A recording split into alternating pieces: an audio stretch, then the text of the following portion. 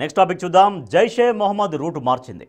ఇప్పుడు మహిళలతో జిహాదీ చేయించాలని డిసైడ్ అయింది. దీనికోసం ఓ కోర్సును కూడా డిజైన్ చేసింది. ఇంతకీ కోర్స్ ఏంటి, ఇందులో ట్రైనింగ్ ఇచ్చేది ఎవరు? ఇప్పుడు ఈ అంశం ఇండియాను ఎందుకు టెన్షన్ పెడుతోంది?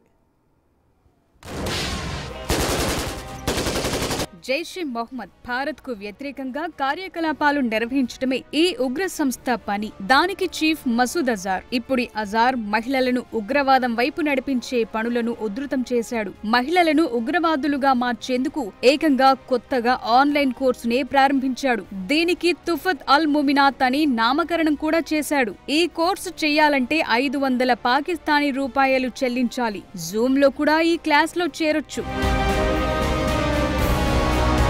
ఇప్పుడు దీనికి ప్రచారం చేసే పనిలో ఓ ఆడియో మెసేజ్ ను రిలీజ్ చేశాడు మసూద్ అజార్. ఈ కార్యక్రమంలో చేరిన మహిళ ఎవరైనా నేరుగా స్వర్గానికి వెళతారంటూ చెప్తున్నాడు ఈ ఉగ్రనేత. తన శత్రుదేశ ఆర్మీ మీడియాలో ఉన్న మహిళలతో ఈ మహిళ బ్రిగేడియర్ పోరాడుతుందని చెప్తున్నాడు మసూద్ అజార్. అంటే ఇండియన్ ఆర్మీలోని మహిళలు ఇండియన్ మీడియా హౌస్లలో ఉన్న విమెన్ జర్నలిస్టులను టార్గెట్ చేసుకోవాలని ఓపెన్ గానే చెప్తున్నాడు అజార్.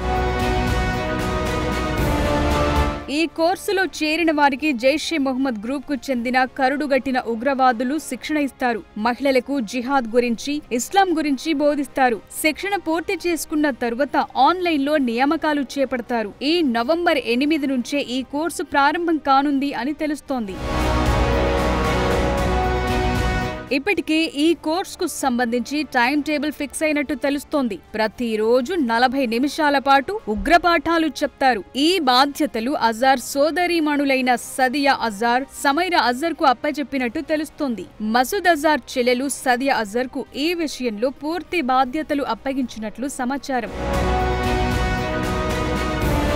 ప్రస్తుతం అజార్ కుటుంబం భారత్ పై ప్రతీకారంతో రగిలిపోతోంది. పెహల్గాం ఉగ్రదాడిలో భారతీయులను మట్టుబెట్టి సంబురాలు చేసుకున్న వారిపై ఆపరేషన్ సింధూర్ లో భాగంగా బాంబుల వర్షం కురిపించింది ఇండియన్ ఆర్మీ. దీంతో కుటుంబం మొత్తం ఇప్పుడు భారత్ కు వ్యతిరేకంగా కుట్రలు రచిస్తున్నారు. కానీ ఇంత జరుగుతున్నా పాక్ ప్రభుత్వం మాత్రం ఏమీ చేయటం లేదు. ఇంత ఓపెన్ గా జిహాదీ క్లాసులు నిర్వహిస్తామని అనౌన్స్ చేస్తున్నా ఏమీ తెలియనట్టే ఉంటోంది.